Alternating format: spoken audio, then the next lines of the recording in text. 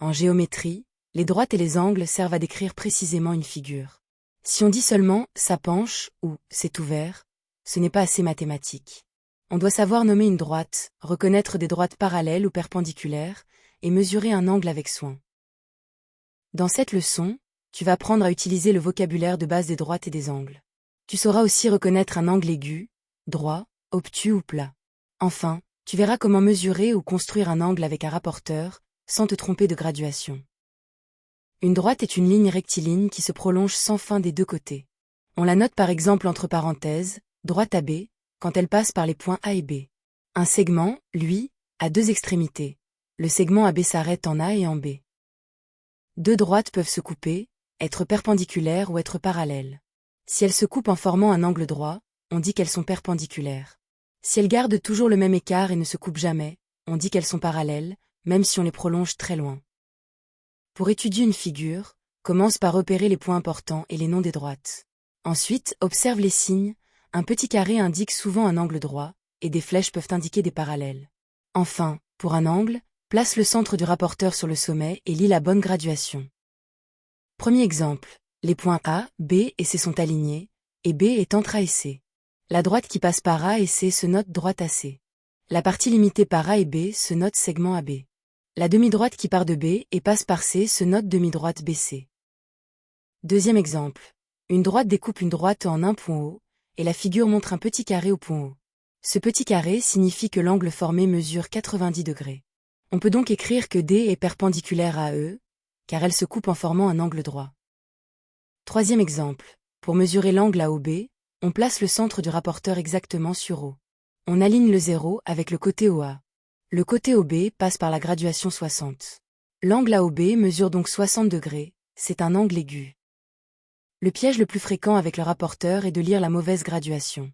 Un même trait peut correspondre à 40 degrés ou à 140 degrés selon le côté de départ. Pour éviter l'erreur, regarde toujours où se trouve le 0 aligné avec le premier côté de l'angle. Exercice 1. On considère un angle MON qui mesure 35 degrés.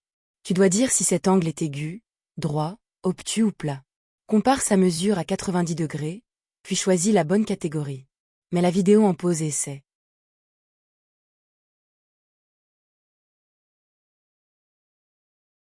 La réponse est l'angle MON est aigu.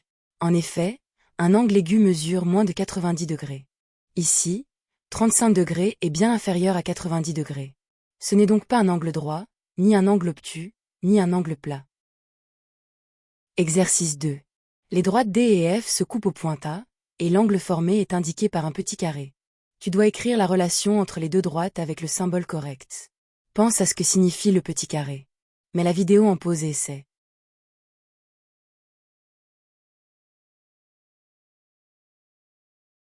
Le petit carré indique un angle droit, donc un angle de 90 degrés. Deux droites qui se coupent en formant un angle droit sont perpendiculaires. On écrit alors des perpendiculaires à F, avec le symbole D, trait vertical, F. D est perpendiculaire à F. Exercice 3. Tu dois construire un angle de 120 degrés, de sommet haut, avec un premier côté déjà tracé. La demi-droite OA indique mentalement les étapes.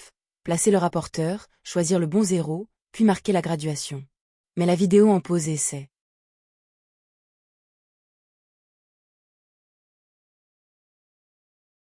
Pour corriger, place le centre du rapporteur sur O, aligne le 0 avec la demi-droite OA. Comme 120 degrés est supérieur à 90 degrés, l'angle obtenu sera obtus. Marque le point B à la graduation 120, puis trace la demi-droite OB. À retenir, une droite se prolonge sans fin, alors qu'un segment a deux extrémités. Des droites perpendiculaires forment un angle droit, et des droites parallèles ne se coupent pas. Un angle aigu mesure moins de 90 degrés, un angle obtus mesure entre 90 et 180 degrés.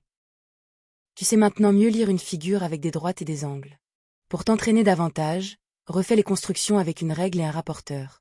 Télécharge la fiche d'exercice corrigée gratuite sur math-college.fr et vérifie tes réponses pas à pas.